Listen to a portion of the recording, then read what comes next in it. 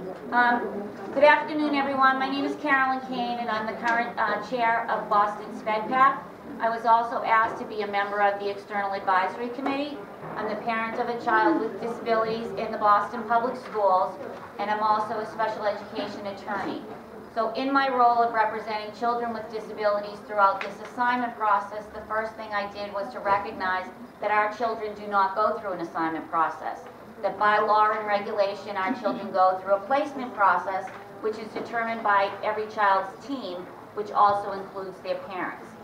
So in recognizing that, I drew up a memo and tried to inform the committee and the people in BPS working on the assignment issue that there has to be a discussion or an integration, if you will, of all the children in BPS who get into seats, and whether they get there through an assignment process or they get there in a placement process. One of the issues that we raised is that we currently have 46% of children in Boston Public Schools with disabilities who are served in substantially separate classrooms. That's well above the state and the national average, and we want children to be included to the maximum extent appropriate, which is what the law requires. But in order for those children to need to move out of substantially separate and into either partial inclusion or full inclusion, depending what their team feels is appropriate for that child, there needs to be a seat in a classroom for that child to move into.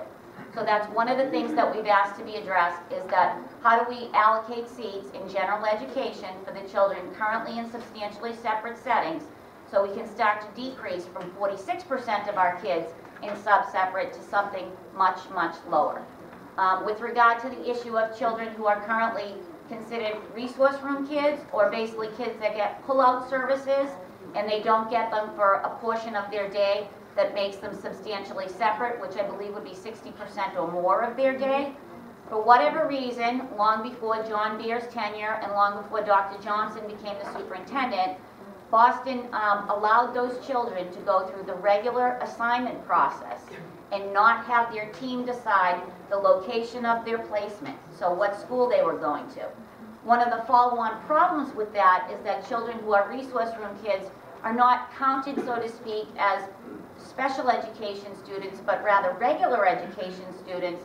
So a lot of our classrooms and programs are oversaturated with children with disabilities, and the percentage of kids that come in there through the placement process, plus the kids that come in there through the assignment process as resource room kids, is well over 50 and upwards of 60%.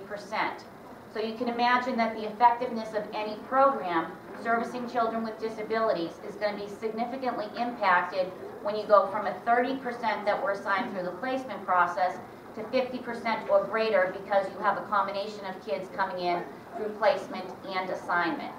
So those are the two things that we've brought to the attention of the administration, both through the External Advisory Committee because of my role in that, but also directly to BPS internally to say that these issues have been long-standing, and any new assignment process needs to address the needs of children with disabilities that have been underserved throughout a number of years through an assignment process itself.